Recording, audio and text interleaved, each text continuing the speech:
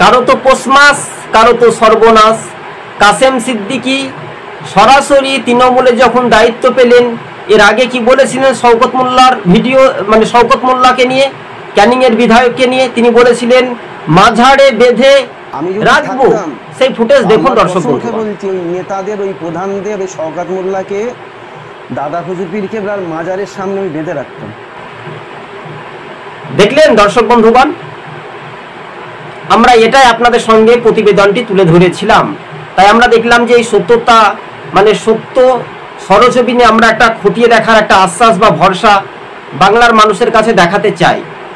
আর সেই শওকত মোল্লাও তিনি বলেছিলেন তাদের রুটি রোজগার ইনকাম কমে গেছে, তার জন্য এটা হয়। তাই বাস্তবে এখন মুসলিম ভোটের জন্য তৃণমূলের প্রয়োজন। তাই মুসলিম ভোট যদি দুভাগ হয়ে যায় তাহলে তৃণমূল ভোটে হেরে যাবে, সংখ্যালঘু জেলাতে লাভবান হতে পারে ভারতীয় জনতা পার্টি বিজেপি, অর্থাৎ তৃণমূলের প্রকাশ্যে গোষ্ঠী কন্দল বলা যেতে পারে।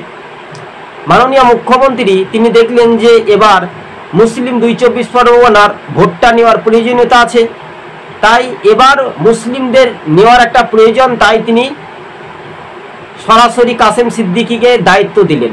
বাহ, বলে না।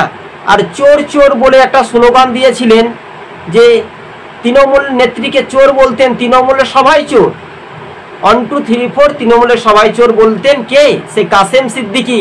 আর সেই কাসেম সিদ্দিকী তিনি নিজে পদ পেলেন তৃণমূলের, সেই মিছিলে গেলেন, তৃণমূলের স্মরণ সভায় গেলেন। তাই তো বলে না, চোর চুরি করলে 7 খুন মাপ। তাই চোর পালাই বুদ্ধি আসে কাছে, 26-এ বিদায় হবে তৃণমূল সর্বশেষেই। 26-এ বিদায় হবে, এটা নিশ্চিন্তে দর্শক বন্ধুগণ। টিভি সকাল ইউটিউব চ্যানেলটি ভালো লাগলে সাবস্ক্রাইব করে সঙ্গে থাকবেন। আমরা এটা কি বলবো, প্রকাশ্যে গোষ্ঠী কন্দল বলবো।